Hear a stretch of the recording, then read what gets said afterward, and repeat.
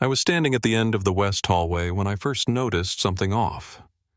That hallway always felt forgotten. Quiet, almost too quiet, with that faint smell of old tile wax and expo markers that never quite went away. I was reviewing the class portraits frame by frame year after year. Same backdrop, same forced smiles. But one frame had been taken down recently. Just a bare hook left behind in the plaster wall. I don't know why that detail stuck with me, it just did. Before we begin, hit subscribe to help uncover stories they tried to bury and make sure no student's name stays forgotten. My name is Lena Marlowe. I'm a vice principal at Morning Ridge High just outside of Bakersfield, California. I live in a modest house a few miles from campus with my son Miles. I'm in my 40s now, spent nearly half my life in education. Before everything, life was steady routines you could set your watch to. I'd wake up at 6:15, make coffee sign off on the cafeteria orders, maybe review a discipline log before first bell. I'd get home by 5:30, maybe 6 if there was a board meeting. Miles would be at the table, hoodie on headphones, and working through some math problem I didn't understand. He's one of those kids, quiet, intense, and too smart for his own good. At school, I was still learning how to balance authority with diplomacy. Morning Ridge wasn't perfect, but we had order. Students who worked hard got recognized. Families showed up for parent night. Our honor roll plaques stretched back 20 years. That week, I was in charge of updating them. It was a mindless task, just cross-referencing the new names, making sure the spelling matched. Most of the files were digital now, but I always double-checked them against the physical folder. That's when I saw the name Aria Lynn, class of 2007, science medalist, top 5% early admission to Northwestern. Her photo had been removed from the wall, but her name was still on the 2007 honor roll list, third from the top 12-point aerial. I opened her file on my district-issued tablet. Nothing. No graduation record. No withdrawal notice. No transfer. I tried the alumni database, nothing again. I figured it might be a system glitch. The database had been overhauled back in 2010, and sometimes older entries didn't transfer cleanly. But this was different. Students don't just vanish. I checked the yearbook. She wasn't in the senior composite, not in chess club, not in science league, not in anything. It felt intentional. That night, I sat at the kitchen table with a mug of tea, laptop open, and the radio humming static in the corner. Miles was upstairs, probably rewatching some obscure physics tutorial on YouTube with the sound off. I searched Aria's name again just to be sure. A few results came up, one woman in Seattle working in marketing, another doing a PhD in Palo Alto. Neither looked like the girl I vaguely remembered from school. Neither mentioned Morning Ridge. I pulled out the archived Google sheet that held the old honor roll data, a messy, color-coded document my predecessor had thrown together years ago. I went line by line. 2006, all present. 2007, Aria Lynn. No graduation record. 2008, fine. 2009, fine. Then I saw another name. Tasha Nguyen. No bio link, no digital file. Just gone. I kept scrolling. One name per year. Always one. Always honor roll. Always gone before June. I didn't feel scared, not yet. But something tightened in my chest, a slow tension I couldn't name. The next morning I was back in that hallway again looking at the newest plaque. 2024. The gold plate gleamed under the flickering fluorescent light. My son's name was on it. I should have felt proud. Instead, I couldn't stop staring at the name right beneath his. Selena Ortiz, Junior, Science Honors. But I didn't recognize her, not from any club, not from the AP Bio class, and that class only had 12 students. That was when I realized I didn't know who she was at all. And that's when the air shifted, like the moment before a storm. Quiet, but too quiet. I went back to my office, pulled her file. Perfect grades, perfect attendance, but no counselor notes, no class schedule, just a printed report card and a 2-line summary. It looked clean, too clean. Then my phone buzzed. A text from Miles. "Can I stay late?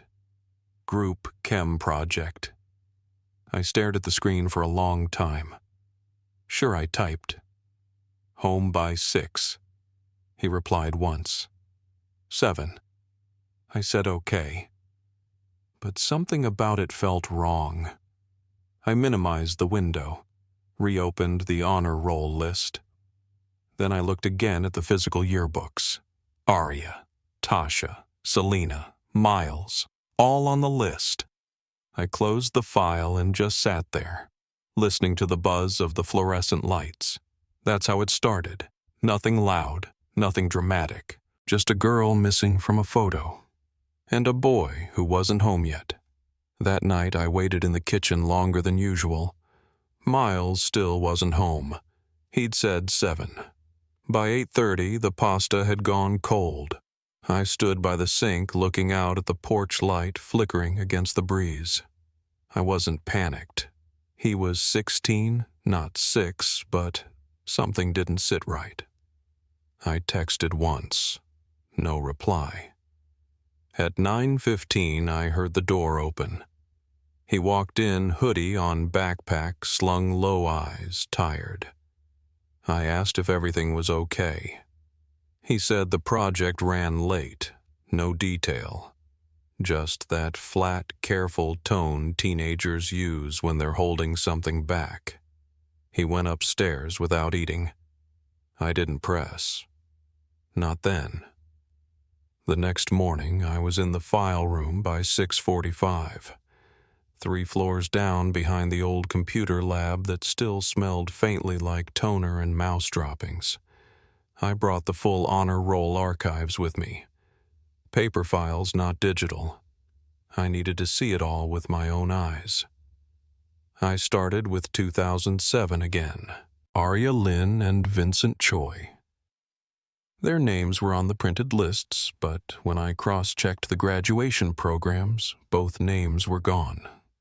No mention, no asterisk, nothing. Just cleanly removed. I moved forward year by year. In 2008, everything matched. But 2009, one missing. Tasha Nguyen. Gone before graduation. Always just one per year. Always someone from the honor roll. I said it aloud under my breath, not sure I believed it myself. 1 student a year every year since 2007. Gone. I didn't go to my office. I went straight to the guidance wing. Dr. Joseph Wynn was already in reading a folder like it was any other Monday. I asked about Aria first. He remembered her, said she was brilliant, accepted to Stanford, wrote her recommendation himself. I told him she wasn't in the graduation records. He said database error. We had a system migration. In 2010, files got jumbled. Then I asked about Vincent. His eyes didn't change. Transferred. Family moved to Pennsylvania. I moved on. Tasha Nguyen. He paused just slightly. Said it was a domestic situation. Her parents pulled her out. Finished school independently. I asked for a contact number. He said her file was sealed board decision. That's when I knew. He wasn't just reciting old notes. He was covering. That night, I found something buried in Miles's old IEP folder. A new form I hadn't seen before. Gifted Placement Initiative. Track C. Signed off by Dr. Wynne. Dated February 3rd. Category Discrete Cognitive Acceleration. Parental notification waived. I sat with it in my lap for a long time. The phrase kept turning over in my head. Parental notification waived. Like I wasn't even in the equation. Like I didn't need to know what they were doing to my son. I scheduled a call with Miriam Alcott, the district's liaison to the school board. We spoke over Zoom that afternoon. She was polished professional. Her blouse was a shade too perfect, her smile too even. I asked about the Gifted Placement Initiative. She called it Legacy, said it had been around forever, rarely used, quiet by design. I asked about Track C. She said it was advanced mentorship, usually off-campus, sometimes involving partner institutions. When I asked why the files were sealed, she deflected. Student privacy, she said. If I had a concern about my son, I could file for a board hearing. That was it. That night, Miles came downstairs for dinner late. He looked pale. His voice was flat. I asked about the mentorship program. He said it was nothing big, just early college access scholarship exposure. Dr. Wynne had said I'd be fine with it. I asked who else was in the group. He said Selena Ortiz, the girl from the plaque, the one who didn't exist in any of our class rosters. I asked if anyone had mentioned leaving campus. He hesitated. Said maybe something over the summer, a research trip, not local. I didn't sleep much that night. The house felt off balance. I kept replaying the phrase from the referral form, parental notification waived, until it felt like a splinter behind my ribs. By morning, I was at the public library with a burner email account using a machine that had no ties to the school system. I searched for Tasha first. No trace in official records. But I found her in a scanned church bulletin from 2012 listed under a different name. Jess N. A prayer request for healing. I followed that trail to a small-town gas station 2 hours east in Bridgeville. There, in a blurry staff photo on a faded website, was her face. Older, thinner, but it was her. I drove out that afternoon. The store was worn coin-operated air pump out front, faded signs in the window. Tasha was behind the counter. She didn't recognize me at first. I told her I wasn't here to make trouble. I just needed to ask about Morning Ridge. She froze. Told me she didn't talk about that. I said my son was on the honor roll. Her expression changed. She led me out behind the store, behind a dumpster, to a chipped bench that looked like it hadn't been sat on in years. "You have 5 minutes," she said. Then she lit a cigarette and started talking. It wasn't mentorship. It was compliance testing, ethical drills, psychological simulations. A woman called Director M ran the sessions. Students were taken off campus weekends, sometimes longer. If you pushed back, you were flagged, labeled non-compliant. Then they erased you. No transcript, no diploma, just a quiet administrative exit. When her parents tried to fight it, they were threatened with legal action. She was told she was unstable and that she'd never re-enter the public school system again. They only take 1 kid a year, she said. That's why no one notices. On the drive back, her words kept echoing. They only take 1. I didn't go home. I went straight to the school's file room again and started cross-referencing. I wrote down names, one from each year. Everyone tied to the honor roll. Most of them had clean social media trails, until they didn't. Some just stopped updating. Some had never posted at all. A few had alumni bios brief, impersonal, like they were written from memory. I started a new folder, wrote honor roll anomalies across the front. I added a photo of Miles, and under that one sentence, "This is not going to happen to my son." The next morning I stayed late in the faculty copy room. I wasn't printing anything. I had logged into the school's admin portal using a long-retired credential one tied to the former vice principal, the one who'd left quietly for Florida. That account still had partial access to archived district drives. I found a folder labeled Track C. Couldn't open most of it. Access denied. But I found an old mirrored file path, something from a backup directory. There it was. A text document from 2013. Internal notes. 1 student per academic year. High achievement. Low behavioral volatility. Parental notification waived if flagged green. Re-entry discouraged. Transcript sealed. Funding provided through the Rutherford Advancement Foundation. That name hit something in the back of my mind.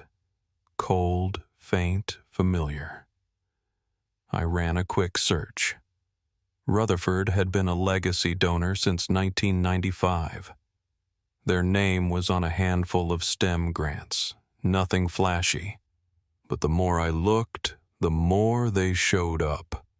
Always in connection with student acceleration, never with parental oversight. I needed context.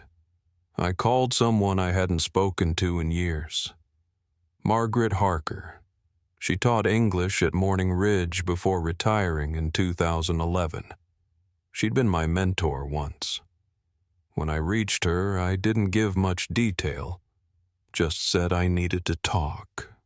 Her voice was calm, but she didn't sound surprised.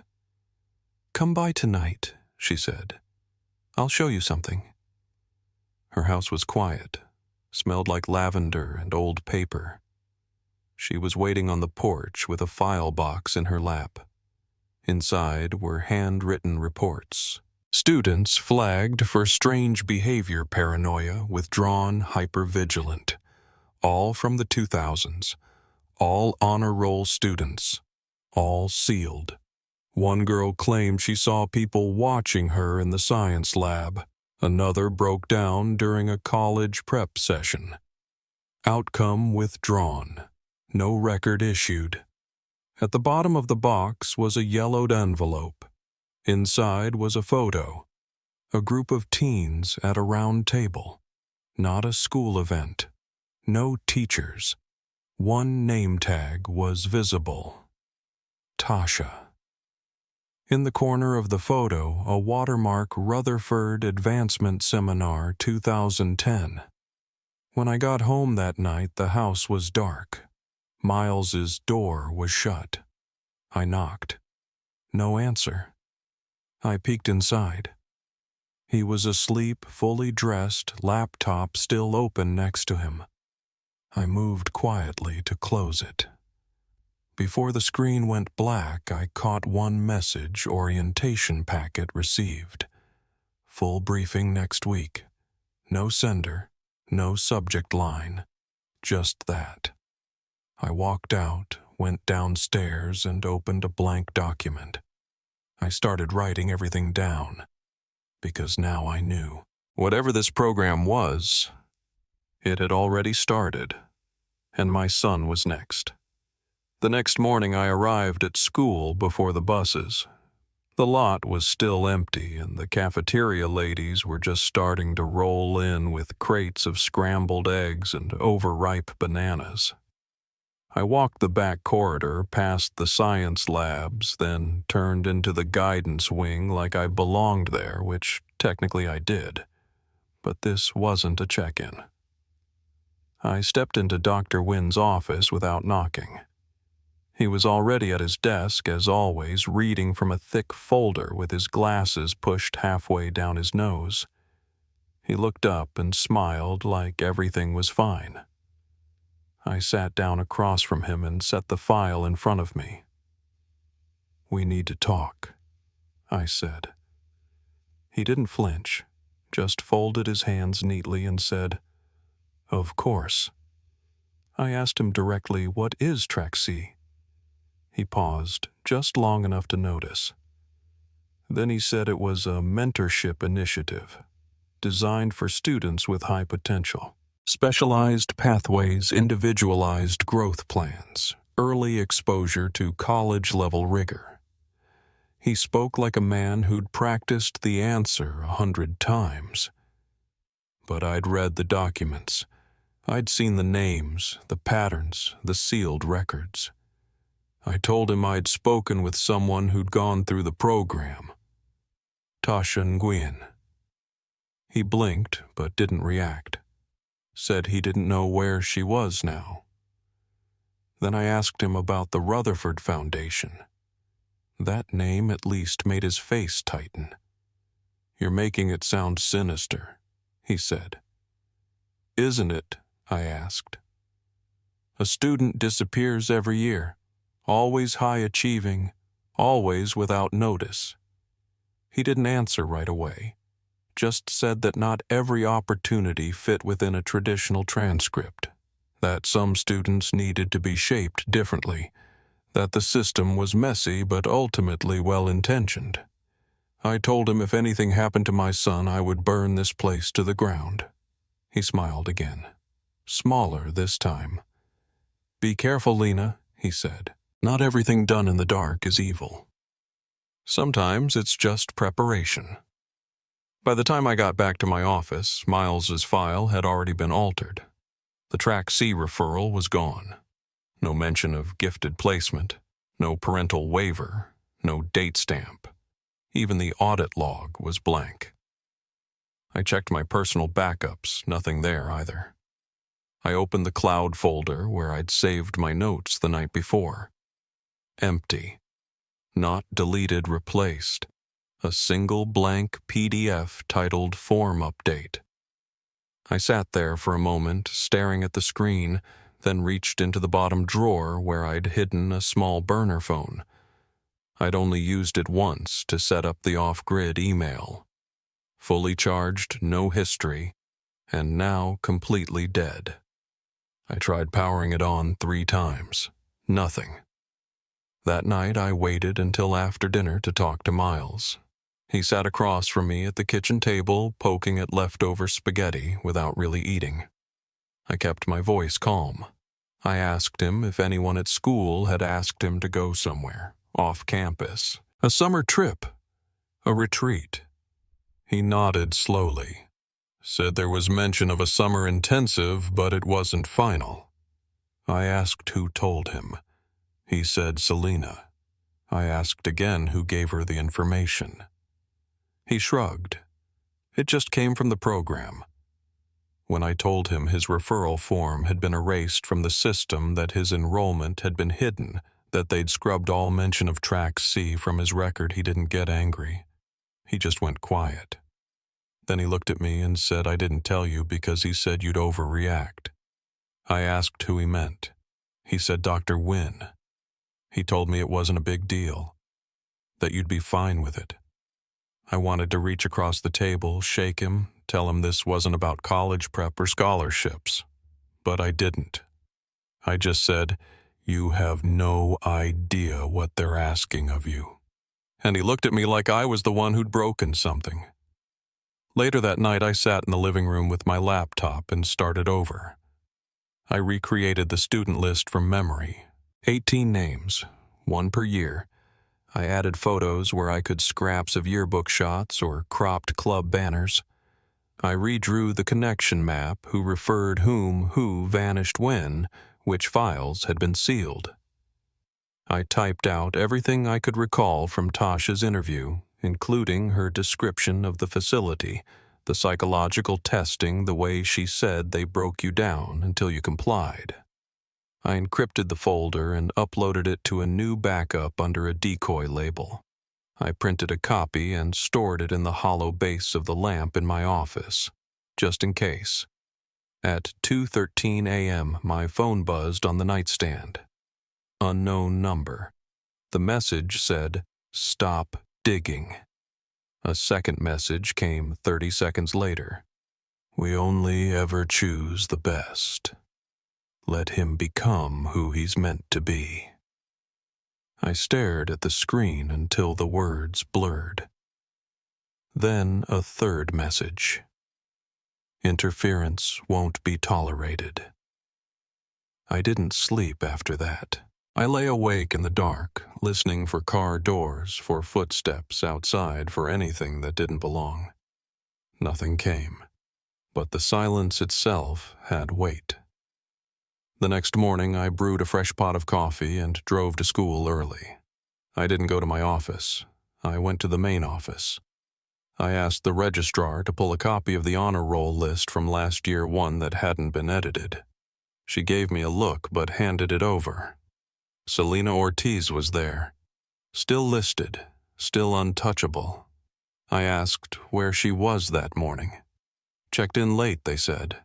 No excuse, no parent call. Just showed up mid-second period. I went looking for her. Checked the library. Empty. Cafeteria quiet. Eventually, I found her in the art room alone, painting over a canvas with thick white acrylic. Layer after layer, like she was trying to erase something that wouldn't stay gone. I asked if I could sit. She didn't respond. I told her I knew about the program, that she wasn't alone. She looked up, eyes unreadable. Then she said, "They told me not to talk to anyone." I asked, "Did they tell you about Miles?" She nodded. "They said we'd be partners." I asked if she wanted to go. She didn't answer, just stared at the canvas. Then she whispered, "I don't know how to not go anymore." I brought her home with me. It wasn't planned. I didn't file paperwork. I just told the school there was a counseling emergency and she was under my care. Nobody questioned it. Nobody ever did. That night, the house was quiet. Miles saw her walk in and barely reacted. Just gave her a nod and disappeared into his room. I made soup, warmed some bread, set the table.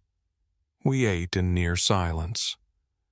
Two teenagers with haunted eyes and a mother who no longer recognized the world she worked in. Afterward, I placed my phone on the table between us and asked, "Your orientation? It's next week." They both nodded. "June 3rd, Miles said. They told us to meet at the train station." I asked what they meant by assignments. Neither answered right away. Then Selena said, "They said we'd meet people from agencies, that we'd be shown how to think properly, remove distractions." I looked at her and said quietly, "That means they're going to isolate you, strip you down until you obey." Miles shook his head. "It's not a prison." I said, "No, it's worse, because it makes you volunteer." They didn't say anything else after that, but I could see the weight shifting, the smallest crack in the certainty they'd been handed. And that was enough for now. Later, while they were upstairs, I sat at the kitchen table with the new list of names. I traced my finger down the page. Aria, Vincent, Tasha, Selena, Miles. Then I circled a name I hadn't noticed before, someone from 3 years back. No alumni records, no transcript, just a number on a sealed file. Her last known address matched a property owned by the Rutherford Foundation. That was the first time I let myself ask out loud, where do they actually go? And more importantly, How do I stop it before they take him? I stopped sleeping through the night. Not fully. I'd drift for an hour or two, then wake in the same position, heart-pounding mind already running. Some mornings I'd find myself sitting at the kitchen table before sunrise, sorting through notes I didn't remember printing. There were Post-its stuck to the inside of cabinets, folders, stashed behind cereal boxes, file copies hidden in drawers I never used. By the end of the first week, I'd stopped using the school's network entirely. I didn't trust it. Every document I created went straight to an encrypted drive, duplicated again on paper and labeled by hand. The folder I'd started with a few names had grown thick. Clippings, screenshots, class rosters, sealed records. I kept it in a locked box beneath my bed beside Miles's baby book and my grandmother's marriage certificate. It felt strange filing them together like that, but I didn't know where else to put something that mattered that much. At work, I kept my head down. I answered emails, attended meetings, signed off on budget memos. Nothing about me seemed unusual. But I watched everything. I started sitting closer to doors. I kept a copy of the student referral list taped inside a legal pad cover just low enough that no one else could see it. When I walked the halls, I started to notice which students were absent from photos. Not just the honor roll names, but others. Kids who didn't stay long, who showed up mid-semester with vague transfer notes, who left without explanation. There weren't many, just one here or there. But once I started looking, I couldn't stop. The pattern held. At home, Miles avoided me. He wasn't hostile, just distant. We still passed each other in the hallway, still sat down at the same table, but there was a tightness in his shoulders that hadn't been there before. He stayed up later. I heard him pacing sometimes or tapping at his keyboard long past midnight. Selena stayed quiet. She'd taken to sitting in the living room with a sketch pad drawing and erasing the same lines over and over. She didn't ask for much, just space and time. I gave her both. Some nights she'd make tea without a word, leave a cup for me near the laptop, then disappear back upstairs. It felt like the kind of routine you build during a storm. Nothing elaborate, just what you can carry without losing balance. On the fourth day, I drove out to Bridgeville again. I hadn't planned to. I just found myself halfway there before realizing what I was doing. I stopped at the gas station where I'd found Tasha. Same old signage, same broken ice machine humming beside the door. But when I asked the man behind the counter if she was working, he stiffened, said she wasn't there, said she didn't want to be found again. He didn't offer more, and I didn't push. As I walked back to the car, I saw a note tucked beneath the windshield wiper. Folded, once handwritten. It said, "I believe you, but stop, before they come for him too." It wasn't signed, but I didn't need a signature. I took the warning seriously. I just didn't know how to stop. I drove straight to the county records office in Fairhaven, where nothing was digitized unless someone had paid extra for it. I gave the clerk a list of addresses tied to the students from my folder, one name from each year. I told him I was researching historical enrollment trends. It wasn't a lie, not really. It took hours. He was slow, but he was thorough. At the end of it, I had something new. 10 of the students had matching residential histories. 8 didn't. For those 8, their addresses either didn't exist or were listed under properties owned by the Rutherford Advancement Foundation nonprofit shells, youth development sites, academic retreats. One property came up 5 times. 98 Willow Run Road. No images online, no contact number, just a blank spot on a rural zoning map an hour north. Back at home, I watched Miles from the hallway. He was on the couch reading something I couldn't see. When I asked what it was, he said prep work. for the mentorship group. I told him there was something I needed him to look at. I handed him the folder, the names, the reports, the hand-drawn timeline I'd worked on for weeks. He didn't say anything at first, just flipped slowly through the pages. Then he looked up and said, "You made a whole conspiracy wall." I said, "It's not a conspiracy, it's a pattern." He said I looked scared. I told him I was angry and tired, and that I'd seen too many students vanish into silence while the adults around them smiled and said it was opportunity. He asked what I wanted him to do. I said, say no. Withdraw. He stared at the table. Said it wouldn't be easy. I told him, they've already done something. He nodded once. Just once. That was enough. I didn't ask for a promise. I knew better. That night I woke to a sound I didn't recognize. Not a knock, not footsteps. Something electronic, a low whir like a hard drive spinning up. I got out of bed and stepped to the front window. A dark sedan was parked across the street. Engine running, no headlights. A figure sat motionless in the driver's seat just watching. I turned on every light in the house, made coffee, sat at the kitchen table with the USB drive in my hand, and waited. When I looked again, 20 minutes later, the car was gone. The next morning, I sent everything I had, names, files, transcripts, photos to 2 people. One was a journalist I knew from a previous district scandal. The other was a lawyer I'd never met in person, but whose blog I read regularly.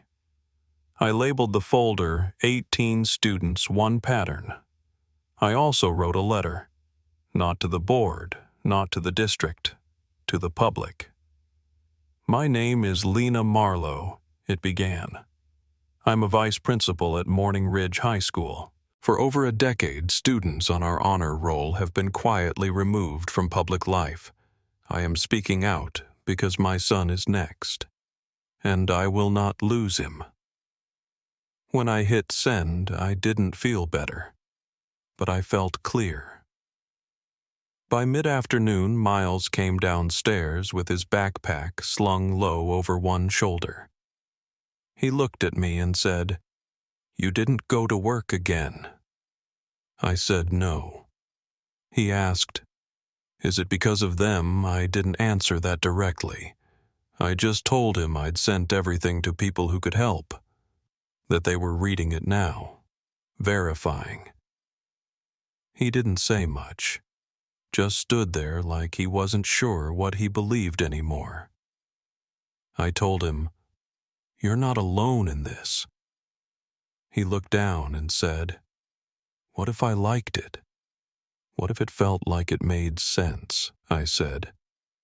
"Then they picked you well, but that doesn't mean they deserve you."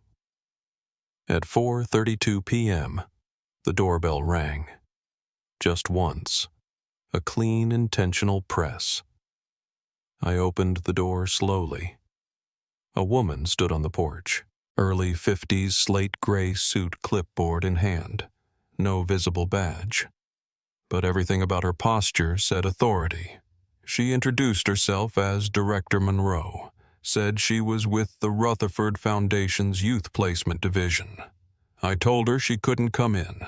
She didn't argue. Just said she was there to clarify a misunderstanding, that Miles had been selected through a rigorous process, that I should be proud. I said I was proud, which is why I wasn't handing him over. Her face didn't change. "No one vanishes," she said. "They just move beyond the noise." I asked what that meant. She said they give students purpose. I said, "You erase them."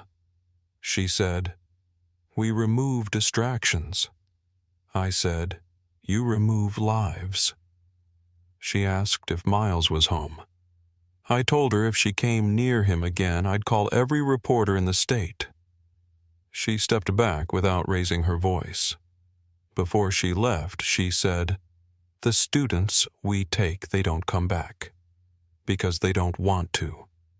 I closed the door, locked it twice. Then I sat on the floor in the hallway and listened to the silence. No footsteps, no car engine, just the sound of my own breathing. And somewhere upstairs, the soft creak of my son moving through a house that no longer felt safe. I didn't open my laptop the next morning. I didn't check email or news or the school's internal server.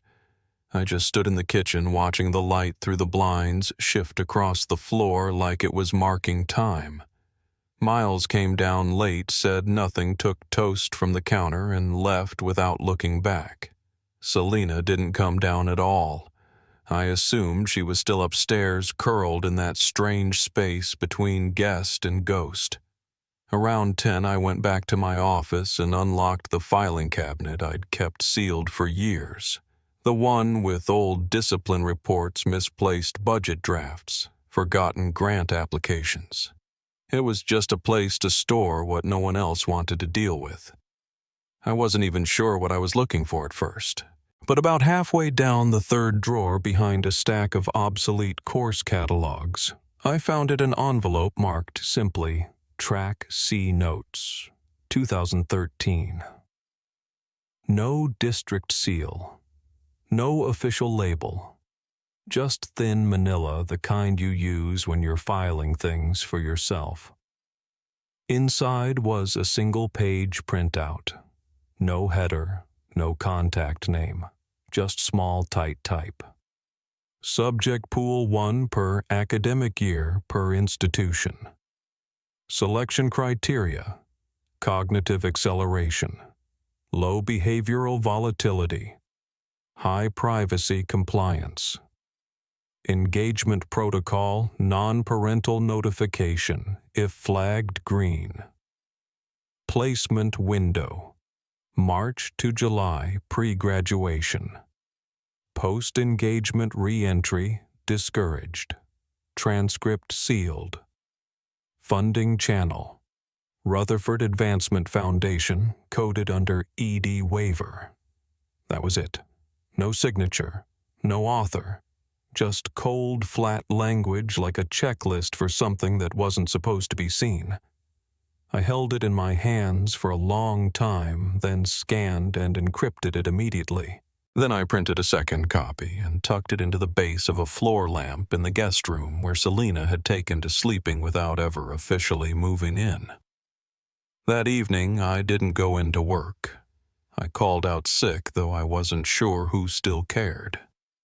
At some point, I realized I was holding the envelope again, folded now, soft around the edges. Something about that single word, discouraged, had lodged in my mind. Not prohibited, not denied, just gently turned away. Like the option of returning to a normal life wasn't worth arguing about. I made tea, sat at the kitchen table, and stared at my phone for a long time. Then I called someone I hadn't spoken to in over a decade, Rachel, a legal contact from back when I worked at another district. She didn't pick up. I left a voicemail, gave my name, said it was urgent. Then I sent a short encrypted email with the notes attached. I didn't give context, just enough to raise eyebrows. Afterward, I found myself returning to the honor roll list again. I'd looked at it so many times it had started to lose shape, like words repeated until they don't sound real. But this time, I saw something I hadn't noticed before. Not a name. A gap. In 2017, there was a student listed in the Honor Roll Archive top 3 in GPA listed in spring. But by the fall, they didn't appear in any graduation materials. Their yearbook photo had been pulled. Even the club listings that still included them had their face blurred out like someone had gone back and sanitized it after the fact. Their name was Claire Layton. I didn't remember her, which meant she'd probably never finished the year. I pulled the internal residency records, again this time matching every student's last known address against tax and property filings. It was tedious. Most came back as normal, just residential homes, rented apartments. But Claire's wasn't. Her listed address was a property owned by the Rutherford Advancement Foundation, the same property that had shown up under 3 other names. 98 Willow Run Road, Rural Zone. No image on file, classified on paper as a STEM youth retreat facility, but no phone line, no staff listings, no transportation permits, nothing but a name. I printed the sheet and brought it to Selena. She was in the living room, curled up in a corner chair, sketch pad balanced on her knees. She didn't look up when I entered. I asked gently if she had ever heard of Willow Run. She froze, then nodded once. I asked, "Is that where they take you?" She didn't answer. I tried again. "Did they mention it to you and Miles?" She kept her eyes on the paper in front of her. "It's not on any map," she said. "They said that's why it was safe." I asked if she remembered how they got there. She said they didn't tell them until the day of, that students were instructed to meet at the local train station, from their vans. No signage, phones collected, orientation off-grid. I thanked her, then stepped outside, just to breathe. The air felt heavy, too still for a spring night. I stood at the edge of the porch looking out at nothing in particular. Across the street, a porch light flicked on and then off again. A moth bumped repeatedly against the screen door behind me. I pulled my phone from my pocket, opened the encrypted folder I'd uploaded earlier, and added a note. Confirmed transport method, local train station. Unknown drivers. No digital footprint after van departure. That night, Miles came to me. Not for long, just enough. He stood in the doorway, hands in his pockets, and said he didn't think he wanted to go anymore. I asked if he was sure. He said he didn't know. But something felt wrong now. Like a switch had flipped and he couldn't flip it back. I told him he didn't have to decide tonight, that I'd protect him either way. Then I asked carefully, "Did they send you anything recently?" He hesitated, then nodded. Said a message had popped up on his laptop 2 nights ago. No sender, no subject line, just a line of text orientation packet confirmed. Full briefing, June 3rd. After he went back upstairs, I opened my own laptop, checked my cloud backup again. Everything was still there. But when I tried to re-download a local copy, I got an error. Access denied. I checked the IP logs. There was a ping from an unregistered device at 3:12 a.m. the night before. Someone had mirrored the folder, then cut the trace. The system didn't know it had happened, but I did. I spent the next hour printing everything. Again, photos, forms, emails. I sorted them into piles. One for Miles, one for Selena, one for myself. Then I created a 4th. I labeled it Public Release. I didn't know what I'd do with it yet, just that it had to exist. At 2:45 a.m., I received an email from a secure address I didn't recognize. No name. No. Just a subject line. Read this before Monday. Inside was a scanned document. A death certificate. Name Vincent Choi. Date of death May 28, 2007. Age 17. Cause natural causes. No medical history. No conditions. No witness report. Just the form stamped and closed. I sat there in the quiet for a long time, listening to the refrigerator hum and the faint shuffle of Selena moving upstairs. The house was still, but everything else had changed. I opened a new page in my file titled "It Confirmed Red Flags" and started typing. Aria Lynn. No college record presumed missing. Vincent Choi, deceased at 17, cause suspicious. Tasha Nguyen, changed name, vanished for 12 years. Selena Ortiz, no public records before 2023. Miles Marlowe, current candidate, Track C referral removed post facto. I paused on Selena's name. That still didn't sit right. Everything about her file had felt constructed too clean, too careful. I pulled up her transcript again. Perfect grades. No absences. No club photos. No counselor assignments. Just entries. Like she'd been inserted into the system with a resume, not a history. When I shut down the laptop and stepped into the hallway, I caught sight of her light under the door. Still awake. Still drawing. I thought about knocking, then didn't. Instead, I walked to the hall closet, pulled down a weatherproof envelope, and began packing our backup's USB drives. Printed copies, the new death certificate, the names, the map with Willow Run circled in red. I sealed it tight, wrapped it twice in plastic, and slid it into the insulation above the garage rafters. If anything happened, that's where someone would need to look. And then I wrote 5 words on the front in black ink. This is where it started. I waited until Sunday morning to leave.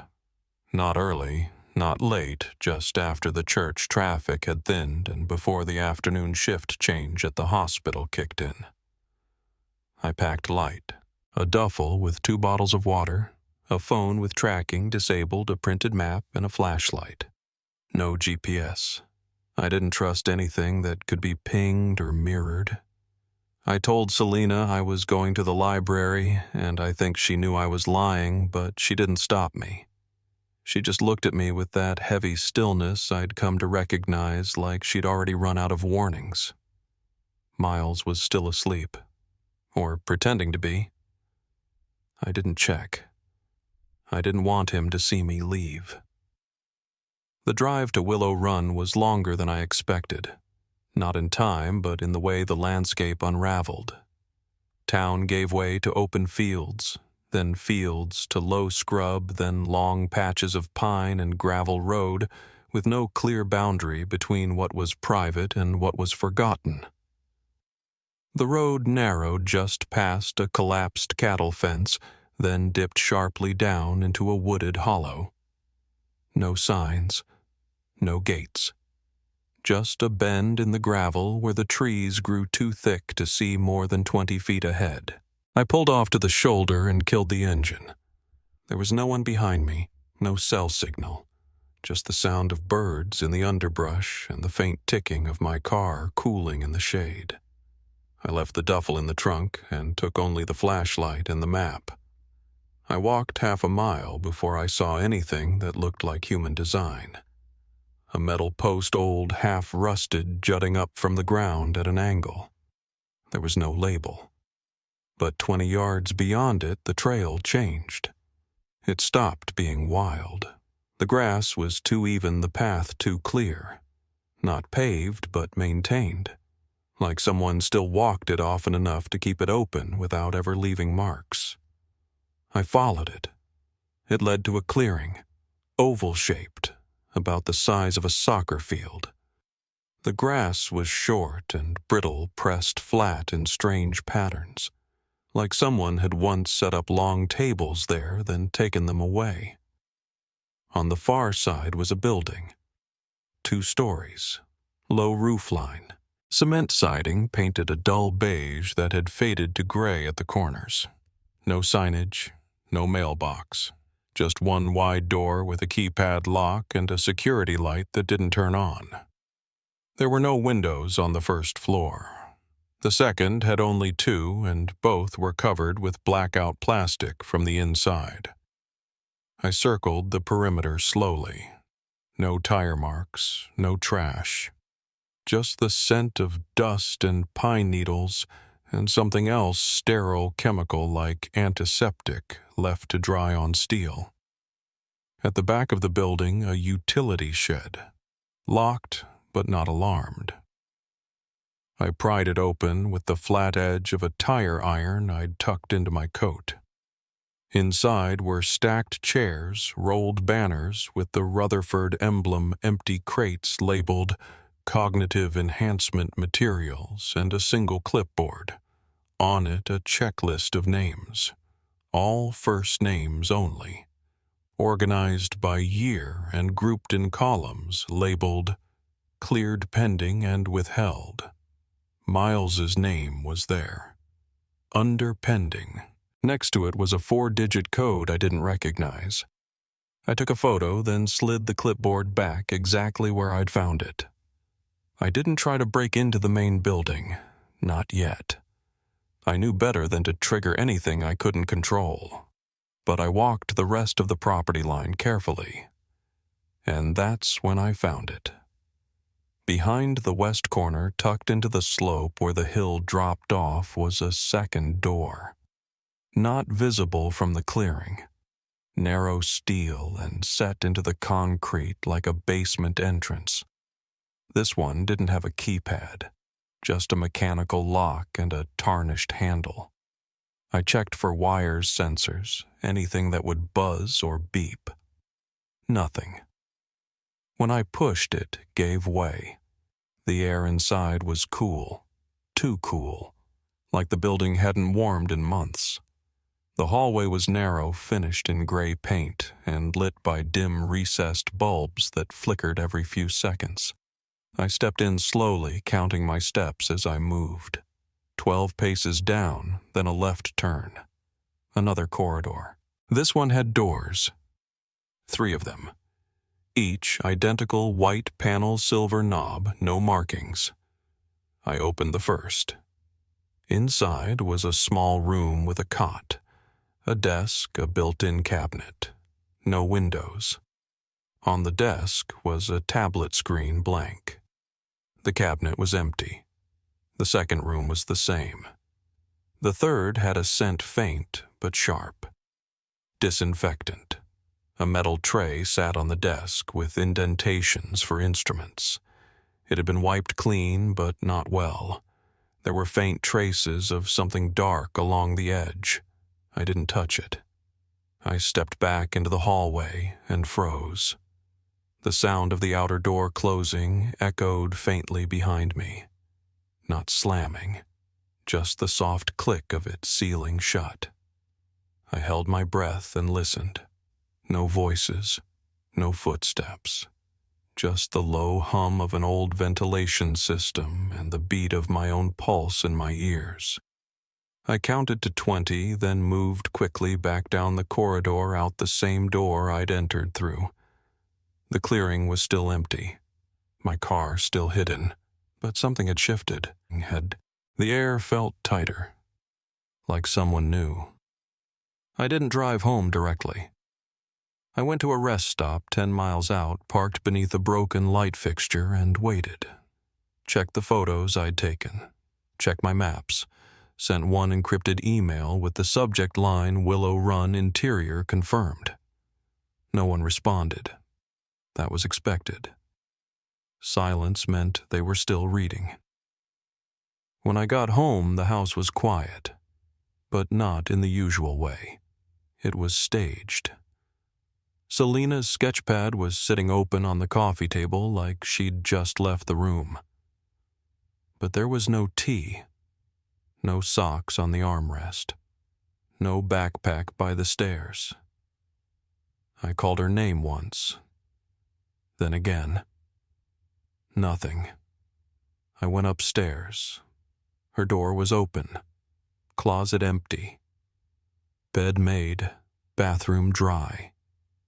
No note, just one thing left behind on the pillow. A bracelet. The kind schools give out at orientation events, rubber cheap with white lettering stamped across the top Willow Run Youth Cohort. I picked it up with shaking hands, turned it over. Inside was a number, the same 4 digits from the clipboard.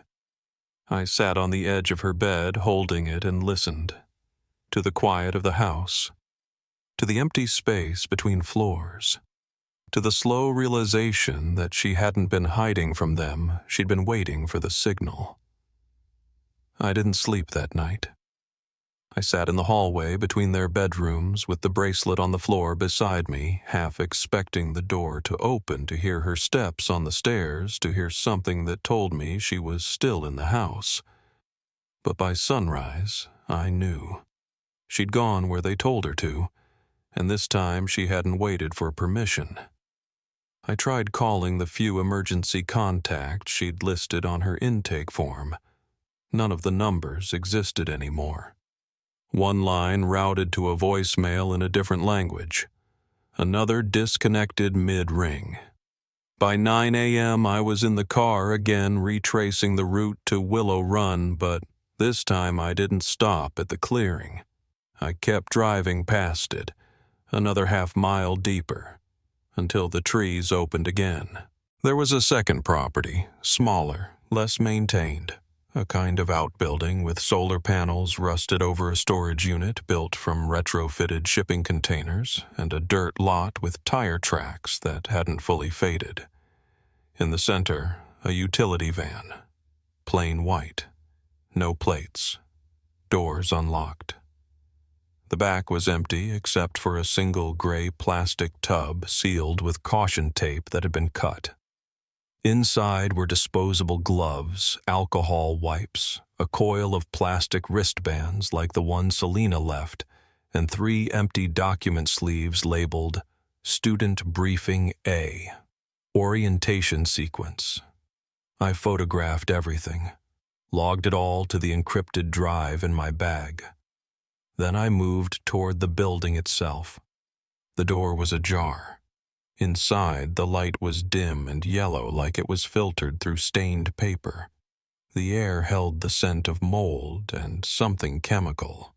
The space was one long corridor with narrow side rooms, makeshift observation bays, each with a small table and a screen that displayed nothing but static. On the wall closest to the entrance there were photo grids, names, years, dozens of students. Some of the photos had red X's across them. Some were outlined in green. Others had no markings at all. I found Miles's photo on the 2024 board. His was marked yellow, pending additional review. Selena's was pinned directly above his. Her label read, Confirmed Cohort. Phase 2 Approval. Notified. In the corner of the room, a portable hard drive blinked under a pile of lab notebooks. I took it, clipped it to the inside of my jacket, and left before anyone knew I was there. I drove straight to a tech contact I hadn't seen in years. Jackie, someone I trusted because she didn't ask questions unless you paid her to. We met at a feed store she managed out near the county line, and she cracked the drive open using an offline system in the back office. What we found wasn't organized. There were no folders or index, just a stream of files. Some were video clips, surveillance, classroom sessions. One showed a girl with a bandage on her wrist, sitting silently, while a disembodied voice asked her questions about her home life, her grades, her preferences in sensory environments. Another showed a boy asleep at a desk while a strobe light pulsed gently in the background. He didn't stir. The footage was time-stamped in 7-second increments. Each ended abruptly, like it had been pulled mid-recording. But then there were the logs. Dozens of pages of intake assessments each with coded notes like stability, threshold, low parental disruption, terminate, contact, sustained, immersion, trial approved. Most of the language was academic, clinical. But underneath there were red line annotations, switch prep schedule, memory elasticity, override, fallback trigger. I asked Jackie to print what she could, then destroy the drive. She didn't look at me until I was almost out the door. "You know they're still using it, right?" she said. "This isn't old. The metadata's current. Like last week current." I nodded. She handed me an envelope and locked the door behind me. I didn't go home. I went back to the district building. Not through the front. I used the side entrance near facilities where my badge still worked. I found the basement records room, pulled the files on every student listed in those logs. Some weren't there at all. Others were marked as transferred but had no forwarding school. A few had been listed as voluntary homeschool withdrawal with no attached guardian signature. I made copies of everything, stashed them in a library return bin 2 blocks away. If they were watching my house, I didn't want them to know what I had. When I finally walked through my front door, there was an envelope on the floor slid in from under the frame. No stamp. No return address. Inside was a single photograph. Black and white. Grainy. It showed a hallway, long, narrow, lined with doors. One was open, and in the doorway stood a girl I didn't recognize at first. Then I saw the shoes, the oversized sweater, the tilt of her head. Selena. She wasn't looking at the camera. She was looking just beyond it. And she wasn't smiling. I turned the photo over. There was no writing, just a faint impression someone had written something, then ripped the note away. I held it to the light, angled. It saw the letters faintly raised on the back. 3 words. She chose this. I called Miles. He didn't answer. I tried again.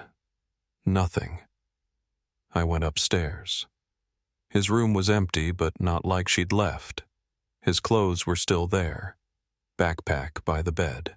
Phone charging on the nightstand. But he was gone. I checked the window. It was unlocked, and the screen had been removed. I looked down at the driveway. No footprints, no tire marks. Just the faintest impression in the grass beside the side gate, where someone small might have stepped quietly before climbing into a vehicle that didn't use headlights. I called every contact I had left. No one picked up. So I drove back to the clearing. This time it wasn't empty. There were 2 men there. One near the edge of the tree line, standing with arms folded. Another closer to the building's rear, holding a clipboard. Neither looked surprised to see me. I asked where they'd taken him. Neither answered. I said his name clearly, slowly. Miles Marlowe. One of them looked away. The other tapped something into a tablet. Then he said calmly, "That file is sealed." I stepped forward, holding out the bracelet. Then unseal it. He didn't flinch, just turned and walked back toward the door. But the first man, the one near the trees, he spoke. Quietly. Almost like he wasn't supposed to. He wasn't flagged, he said. He followed her. I asked Selena. He didn't answer. He just gave the smallest nod, then turned away. That night I sat at my desk and listened to the final audio file Jackie had salvaged from the drive. It was short. 38 seconds. A girl's voice, young, steady, familiar. "Selena," she said, "if you're hearing this, I waited as long as I could. But the door opened and I had to go through. I think he followed me. I think he always would have. Tell them it wasn't a mistake." Then silence, a shuffle of movement, the faint hum of power, and the click of something closing, maybe a hatch or a lock or a gate designed to never open again.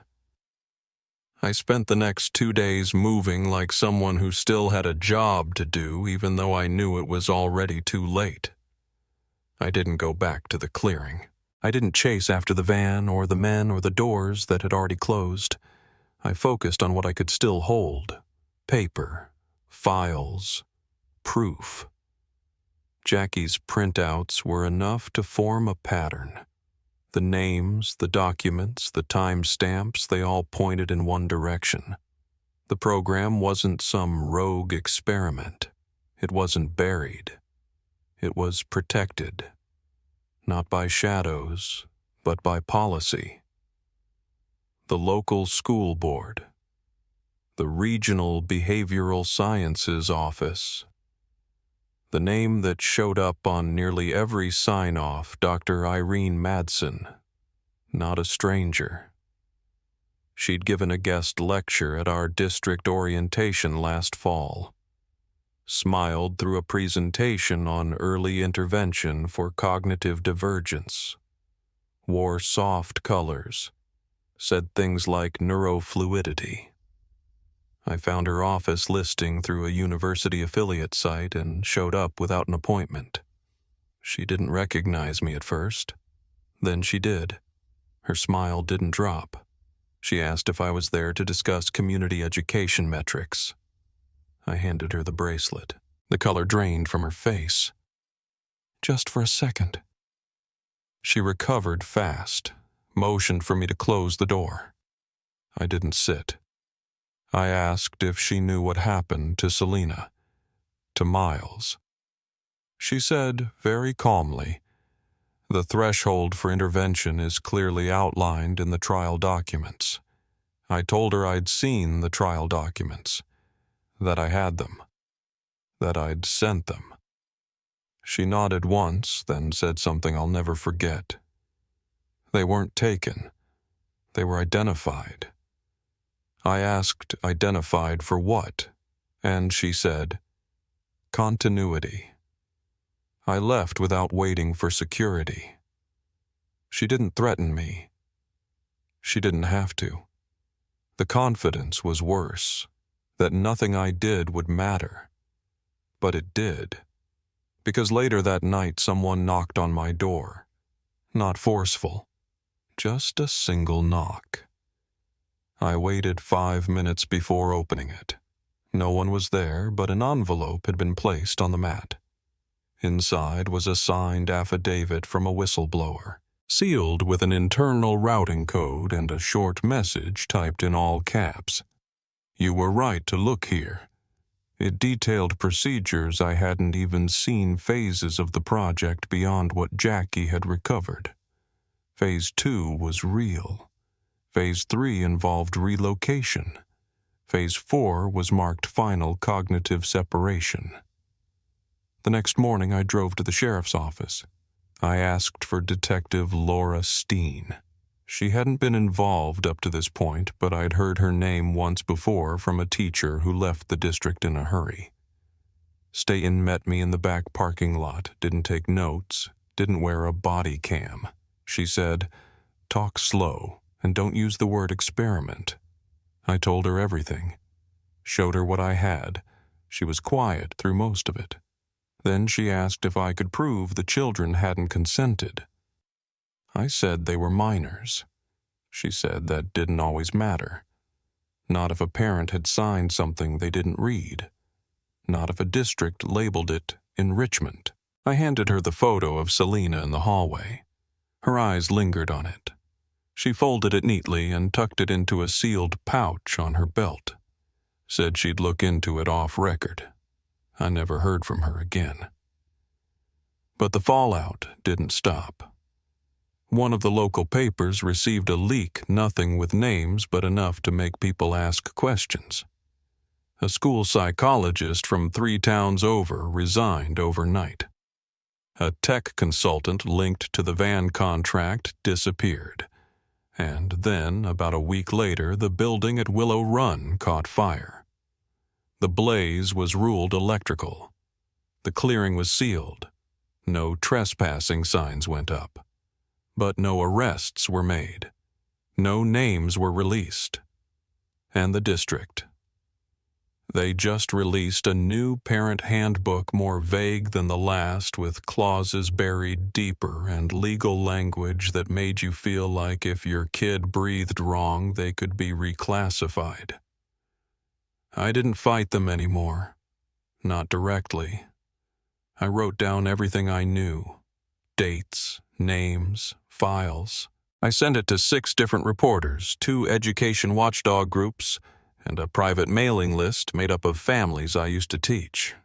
Some of them reached out, others didn't. I don't know what they chose to believe, but a few started asking the same questions I had. And one of them, Sandra Mason, whose son was pulled mid-semester for district reassignment, she showed up at my door with her laptop. She'd found something on a parent forum, a thread that had been deleted twice, a photo someone reposted every time it vanished. It showed a group of teens sitting at a long table in what looked like a rec room. Blank walls, fluorescent light. Most of the faces were turned away, but one wasn't. It was Miles. His head tilted slightly, looking straight at the camera and smiling. Not a forced smile, not blank, not scared. Just calm. Too calm. In the caption below, a user had written, "They're fine. They're thriving. The program works." The account was deleted 5 minutes later. I asked Sandra if she'd downloaded the image. She had. I asked her to forward it to every contact she trusted. I printed it, framed it. It sits on my shelf now, not because I believe he's safe, but because I need to remember what's still missing. I haven't stopped looking. I still check the side roads, the transfer logs, the school registries that change every few weeks under new names. I know they've moved the program somewhere else. I don't know where. But I've tracked 3 other towns with similar patterns. Disappearances labeled as exchanges, families relocated, children reassigned, and always someone quiet with a clipboard standing just far enough away not to be seen. The last time I drove by what used to be Willow Run, the trees had started reclaiming the edge of the clearing. The grass was taller. The air smelled like smoke and soil, but near the center where the fire must have burned hottest, the earth was blackened smooth like something had been scraped away or lifted. I still drive past the old school sometimes, not often. Maybe once a season when I need to remember that what happened wasn't just a dream. The building's been painted over, the sign changed. New name, same windows, same squeaky gym doors. But every time I park across the street just long enough to drink half a cup of coffee, I catch myself scanning the front steps. Not for Miles, not anymore. I know better. But for someone, anyone who might be looking back. People think stories like this end when the public loses interest, when the news cycle turns, when the funding dries up. But the truth is, there's no clean ending. No final scene. The paperwork keeps moving. The buildings reopen under different codes.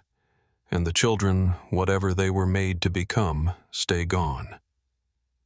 I never got a call from the police, never received an official statement, but I did get one more envelope. This time, it came in the mail. No return address. Just a single sheet of printer paper folded twice. On it, one sentence: continuity ensures the system remains intact. Below that, a stamped number. I ran it through the last registry I had access to. It matched a file labeled Observer Reassignment Log. The name underneath Selena Ortiz. Status discontinued. I thought that would break me. It didn't, because by then I understood. This wasn't a case. It was a mechanism, a system designed not just to disappear people, but to erase the idea that they were ever here. And yet I still have her bracelet, the little blue one. And every few months someone else finds me. A teacher, a counselor, a parent who can't sleep. They share their files, their doubts, their version of the hallway that felt too quiet, too clean. And we sit across kitchen tables with our laptops and our flash drives and a pot of coffee that goes cold while we piece things together. Not because we think we'll win, but because we refuse to forget. I don't expect closure, not in the way people usually mean it, but I've made peace with one thing I knew my son. I knew the curve of his handwriting, the way he tapped his pencil 3 times before starting a quiz. I knew the quiet pride behind his frown when he got something right. Whatever they tried to turn him into, whatever they filed him under, he was mine. And if there's still some piece of him out there, some flicker behind a pair of too calm eyes in a facility built underground, then he knows I didn't stop. He knows I'm still here. So I keep writing. I keep sending. I don't sign my name anymore. Doesn't matter. People like me, we find each other. Because once you've seen the gaps in the system, you start to recognize the patterns, the missing photos, the blank files, the honor roll names that don't make it to graduation. And you learn not to ask who's responsible. You ask who's watching and who's still willing to speak. If this story stayed with you, if something in it sounded familiar, don't let it end here. Share it. Tell someone. Ask about the kid who didn't come back after winter break, the file that got pulled, the counselor who resigned. Keep your eyes on the quiet corners, because that's where they start, and that's where we'll be waiting. Thank you for listening.